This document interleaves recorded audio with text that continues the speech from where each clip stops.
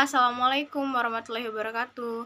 Kami mahasiswi dari program studi pendidikan profesi guru calon guru gelombang 2 tahun 2024, bidang studi bimbingan dan konseling Universitas Sriwijaya. Di sini kami akan memaparkan materi kami mengenai pembelajaran berdiferensiasi. Nah, anggota kelompok kami adalah saya sendiri, Erista Maharani, kemudian ada teman saya, Casey Gracia Simanungkalit, kemudian ada Fatimah Sari Anggraini, dan juga ada Niluh Idayanti.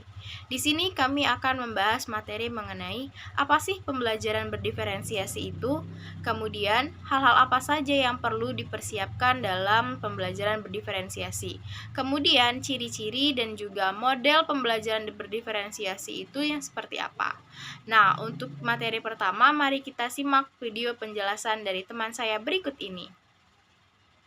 Terima kasih. Di sini saya Niluh Idayanti akan menjelaskan materi terkait dengan pengertian pembelajaran berdiferensiasi. Menurut Tomlinson, pembelajaran berdiferensiasi adalah usaha untuk menyesuaikan proses pembelajaran di kelas dalam rangka memenuhi kebutuhan belajar individu. Menurut Marlina, pembelajaran diferensiasi adalah penyesuaian terhadap minat, kecenderungan belajar, kesiapan siswa agar tercapai peningkatan hasil belajar.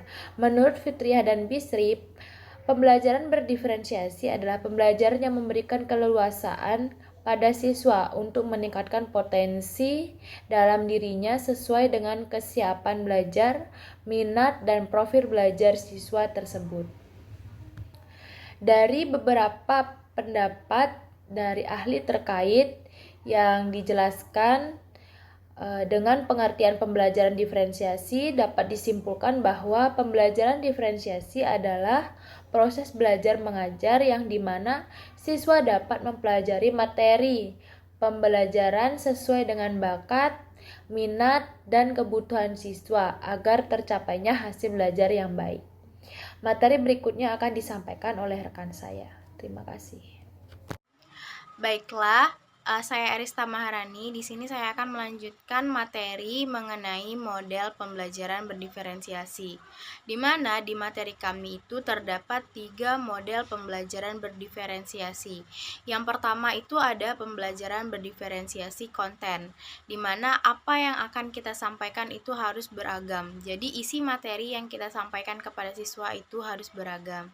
Yang kemudian kedua itu ada diferensiasi produk. Dan yang ketiga itu ada diferensiasi proses. Mungkin itu saja yang dapat saya sampaikan. Oke, baiklah, saya akan melanjutkan materi dari teman saya. Langkah-langkah pelaksanaan. Langkah-langkah dalam pelaksanaan pembelajaran berdiferensiasi memiliki 5 langkah yang harus diperhatikan, yaitu penyusunan perencanaan, diagnostik kebutuhan belajar, pelibatan peserta didik dalam kelompok, presentasi hasil. Pembagian kelompok tidak harus sifatnya homogen secara terus-menerus. Subhan 2022. Hal-hal yang perlu dipersiapkan. Pemahaman kebutuhan belajar siswa, tujuan pembelajaran, strategi pembelajaran, suasana lingkungan belajar. Baiklah, terima kasih. Perkenalkan, saya Casey Gracia Simanungkalit akan melanjutkan materi tentang ciri-ciri pembelajaran berdiferensiasi. Ciri-ciri pembelajaran berdiferensiasi yaitu yang pertama berorientasi pada peserta didik.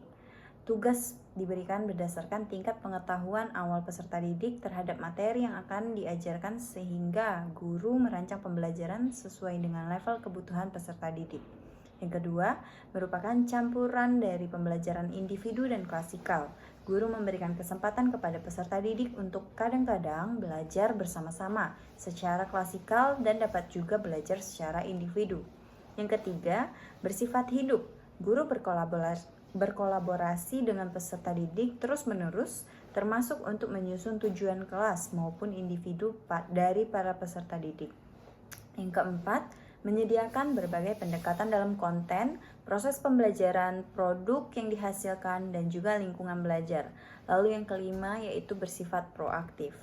Kemudian Ciri-ciri pembelajaran berdiferensiasi menurut Tomlinson 2001 yaitu pembelajaran berdiferensiasi memiliki 4 ciri, yaitu yang pertama, pembelajaran berfokus pada konsep dan prinsip pokok, harus berfokus pada kompetensi dasar pembelajaran.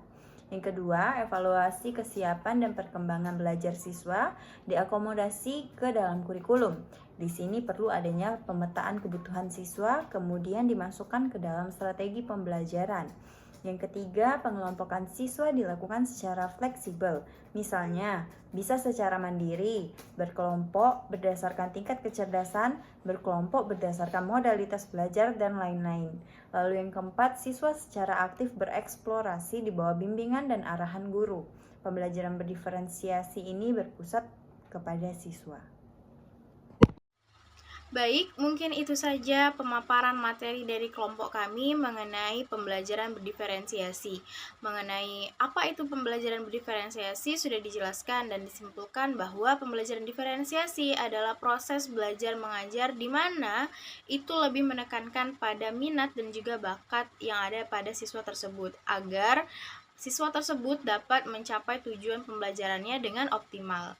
Mungkin itu saja dari kelompok kami. Saya ucapkan wassalamualaikum warahmatullahi wabarakatuh. Sampai berjumpa lagi di video selanjutnya.